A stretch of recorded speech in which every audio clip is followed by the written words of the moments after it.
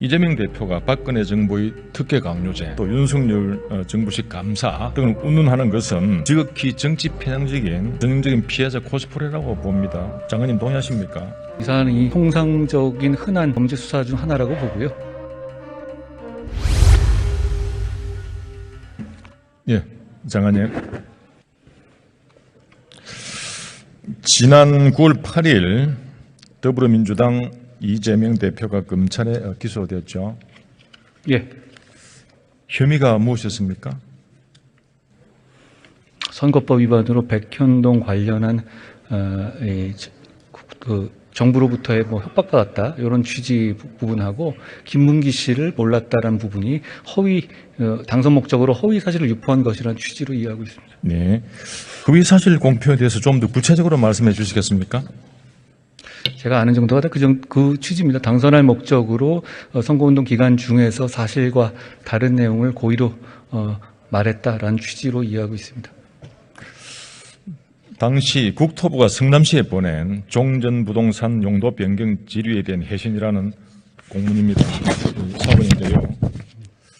여기 보면은 국토교통부는 귀시에서 적이 판단해야 될 사항이다 이렇게 회신을 했는데 자연녹지에서 준주거지로 무려 4단계 용도 변경을 해가면서 흉물스러운 50m 옹벽 아파트를 지으라는 내용은 눈을 씻고 봐도 없습니다.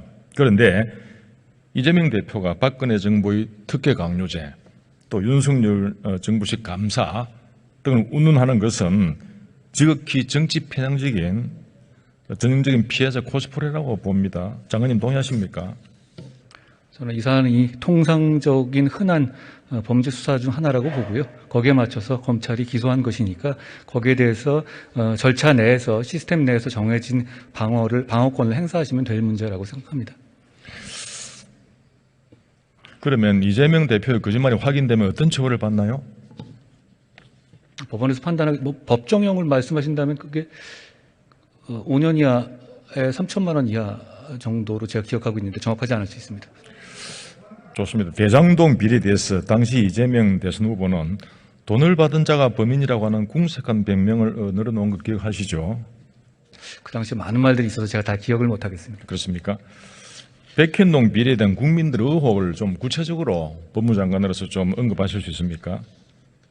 검경이 수사 중에 있는 사안이기 때문에 제가 지금 이상으로 기소된 것 이상으로 말씀드리는 것은 좀 부적절한 면이 있을 것 같습니다. 그렇습니까? 네. 그러면은 법치국가에서 이런 불법 행위들이 자행되었다는 점에 대해서 법무부 장관으로서는 어떤 견해를 갖고 계십니까? 법치국가라도 여러 가지 범죄 행위가 일어날 수 있는 거고요. 거기에 대해서 절차에 따라서 수사하고 기소하고 재판받으면 되는 문제라고 생각합니다. 그러면은 부디 사건의 진실을 조속히 규명하여 국민적 의혹을 없애달라는 것이 전 국민들의 바람이겠죠? 그렇게 해주시겠습니까? 검찰과 경찰 등 대한민국 사법 시스템이 충분히 공정하고 투명하게 수사하고 처리할 것이라고 생각합니다. 예, 법무장관님 들어가셔야 되겠습니다.